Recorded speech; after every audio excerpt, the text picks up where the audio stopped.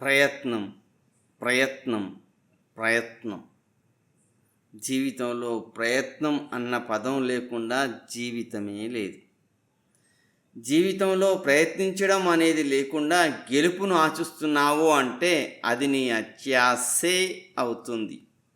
వ్యాపారానికి పెట్టుబడి ఎంత అవసరమో గెలుపుకి కూడా ప్రయత్నించడం అంత అవసరం. ఒకవేళ ప్రయత్నం లేకుండా విజయం లభిస్తే అది నీ పతనానికి నాంది అని గుర్తుంచుకో. కష్టపడి సంపాదించిన రూపాయకు ఇచ్చే విలువ కష్టపడకుండా వచ్చిన రూపాయకు ఇవ్వమని తెలుసుకో. కానీ మరొక్క విషయం గుర్తుంచుకో, సక్సెస్ రావడం లేదని ప్రయత్నించడం ఆపవద్దు. సక్సెస్ ఎవడబ్బా సొత్తు కాదు. పరీక్షలో పాస్ కావాలి అంటే ఎగ్జామ్ రాయాలి కదా. ఎగ్జామ్ రాయకుండా పాస్ కావాలి అనుకోవడం అత్యాశే అవుతుంది. అదేవిధంగా జీవితంలో గెలవాలి అంటే ప్రయత్నించాలి. ప్రయత్నించకుండా జీవితాన్ని గెలవలేము అన్న విషయాన్ని నువ్వు గుర్తుంచుకో.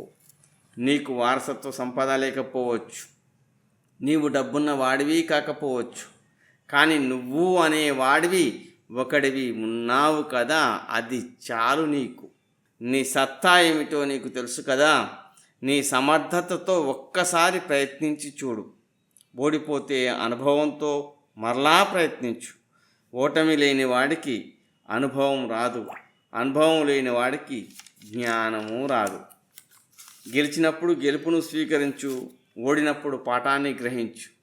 ఒక విషయాన్ని గుర్తుంచుకో, గెలవాలి అన్న తపన, గెలవగలనన్న నమ్మకం, నిరంతర కృషి, ఈ మూడు మాత్రమే నీ గెలుపుకి దగ్గరి దారులు. ఎన్నిసార్లు ఓడినా నేను గెలవడంలో ఓడిపోవచ్చు కానీ ప్రయత్నించడంలో కాదు అని నీకు నువ్వు చెప్పుకున్నప్పుడు మాత్రమే విజయం నీ దరికి చేరుతుంది అని నీవు గుర్తుంచుకో.